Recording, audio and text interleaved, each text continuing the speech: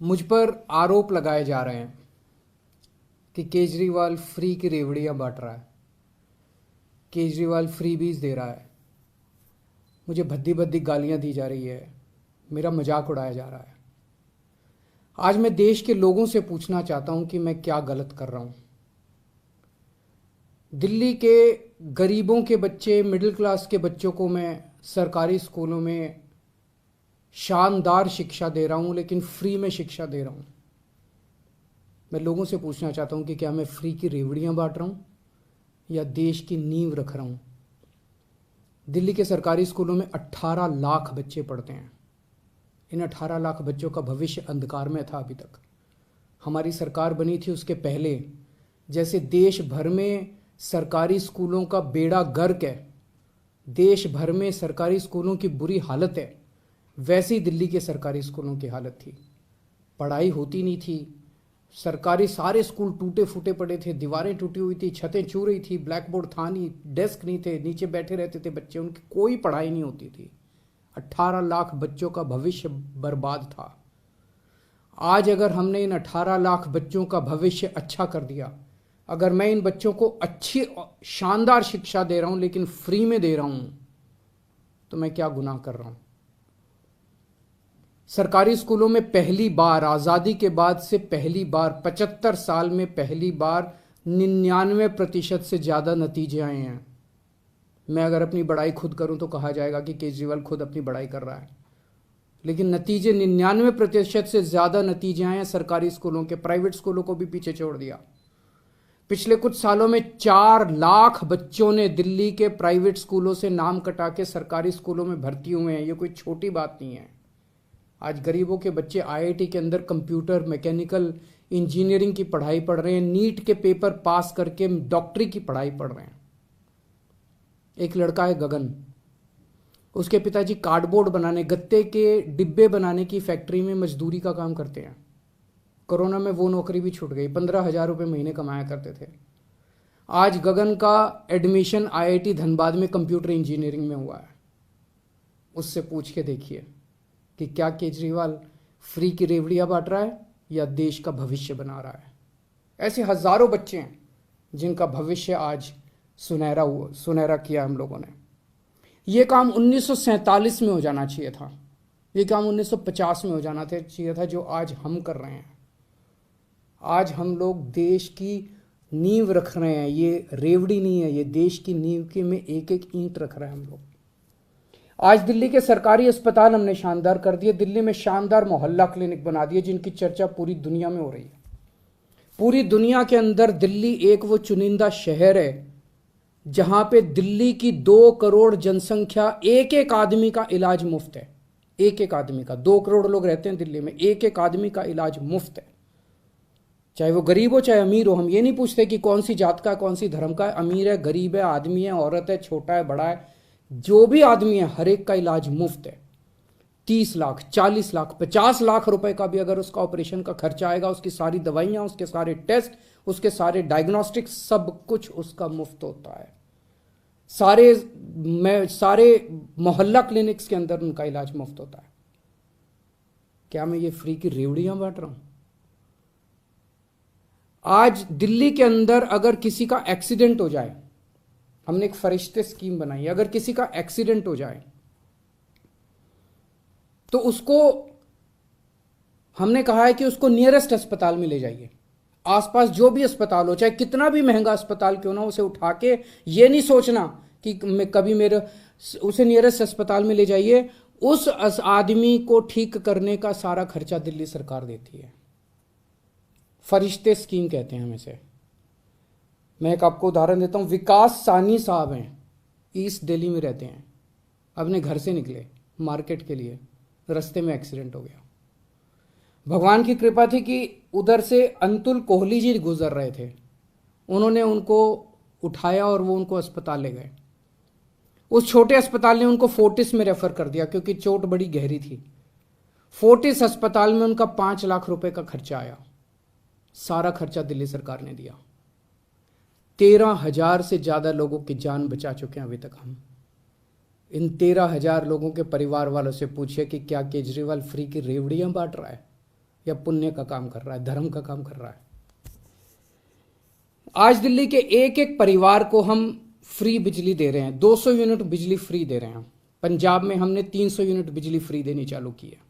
ये कहते हैं केजरीवाल फ्री में बिजली क्यों दे रहा है। मैं इनसे पूछना चाहता हूं, तुम्हारे मंत्रियों को कितनी फ्री में बिजली मिलती है? तुम्हारे मंत्रियों को 4-4, 5-5 हजार यूनिट, तुम लोगों को 4-4, 5-5 हजार यूनिट बिजली फ्री मिलती है, तब ठीक है। लेकिन गरीब जनता को अगर मैंने 200 यूनिट, 300 यूनिट बिजली फ्री दे दी तो तुम्हें बड़ी तकलीफ होती है।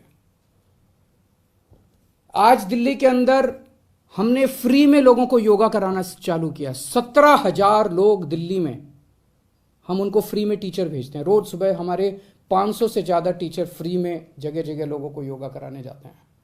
हमने दिल्ली में सबकी दवाइयाँ सब कुछ फ्री कर दिया, टेस्ट फ्री कर दिए, इलाज फ्री कर दिया। लेकिन हमारा मकसद है कि कोई बीमारी नहीं पड़ना चाहिए। उनको योगा सिखाते हैं हम लोग। 17,000 लोगों को हम योगा सिखा रहे हैं, डेली फ्री में योगा टीचर भेज रहे हैं। बताइए क्या गलत कर रहे हैं? आज मैं दिल्ली में हजारों लोगों को फ्री में यात्रा करा चुका, हजारों बुजुर्गों को, लगभग 45,000 से ज़्यादा बुजुर्ग ये तीर्थ यात्रा कर चुके हैं। अयोध्या जी गए, हरिद्वार ऋषिकेश गए, मथुरा वृंदावन गए, शिरडी बाबा गए, रामेश्वरम जी गए, पुरी जी गए, पता नहीं कहाँ कहाँ हम लोगों ने उनको फ्री में तीर्थ यात्रा कराई है। तीर्थ यात्रा कराने का तो पुण्य होता है। और ये लोग कह रहे हैं कि ये लोग मुझे गालियाँ दे रहे हैं, कह रहे हैं केजरीवाल फ्री में रेवड़ी बांट रहा है। आज महिलाओं को हम दिल्ली में फ्री में ट्रांसपोर्ट, फ्री में उनको हम बसों में ट्रांसपोर्ट दे रहे हैं। मेरा क्या कसूर है? जो लोग मेरे को गालियां दे रहे हैं उन्होंने हजारों करोड़ रुपए खर्च करके अपने लिए प्राइवेट प्लेन खरीदा है। हजारों करोड़ रुपए खर्च करके अपने लिए शानदार हवाई जहाज खरीदे हैं इन्होंने। केजरीवाल अपने लिए हवाई जहाज नहीं खरीदता। केजरीवाल अपनी माँ बहनों का सफर, उस पैसे को बचा के माँ बहनों का सफर फ्री करता है। बताइए केजरीवाल क्या गलत कर रहा है? पढ़ा लिखा हूं मैं, इंजीनियरिंग में डिग्री करी है, मैंने अकाउंटिंग की भी पढ़ाई करी है, कानून की भी पढ़ाई करी है, और असली डिग्री है मेरी, डिग्री भी फर्जी नहीं है। सब कुछ समझता हूं। आज इतनी चीज़ें फ्री करने के बाद भी दिल्ली का बजट फायदे में चल रहा है। ये मैं नहीं कह रहा।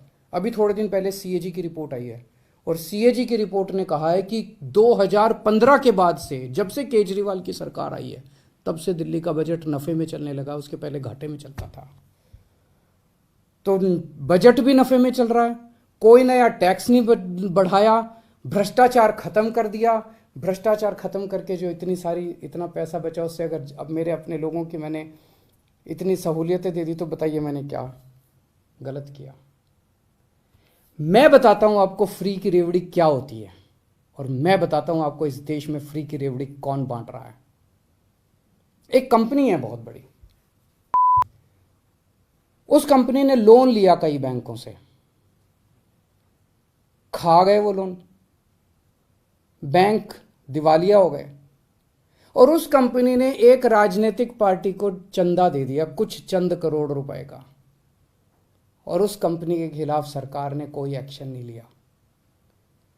ये फ्री की रेवड़ी है। जब आप अपने दोस्तों के हजारों हजारों करोड़ रुपए के लोन फ्री में माफ कर देते हैं, ये फ्री की रेवड़ी है। जब आप विदेशों की यात्रा में जाते हैं और विदेशों की यात्रा के बहाने आप अपने चंद दोस्तों के लिए वहां ठेके लेते हैं विदेशी सरकारों से, ये फ्री की रेवड़ी है। आज देश में दो किस्म की राजनीति चल रही है, एक ईमानदार राजनीति, एक भ्रष्टाचारी राजनीति। ईमानदार राजनीति वो है जो आज आम आदमी पार्टी कर रही है। हम एक एक चीज में पैसा बचाते हैं, एक एक चीज में पैसा बचाते हैं, और वो पैसा बचा के हम जनता को सारी सुविधाएं दे रहे हैं। और दूसरी है भ्रष्टाचारियों की राजनीति। बड़े बड़े हजारों करोड़ रुपए के ठेके दिए जाते हैं, हजार, ताकि खूब पैसा बनाया जा सके। हजारों करोड़ रुपए के ठेके देते हैं, अपने को देते हैं, अपने दोस्तों को ठेके देते हैं वो सारे, और सारी सुविधाएं अपने मंत्रियों को देते हैं। जनता सुविधा मांगे तो कहते हैं कि नहीं नहीं, ये फ्री रेवड़ी बांट रहे हैं। जनता को सुविधाएं नहीं देंगे, जनता को सुविधाएं नहीं देंगे, अपने मंत्रियों को सुविधाएं देते हैं, अपने दोस्तों को ठेके बांटते हैं।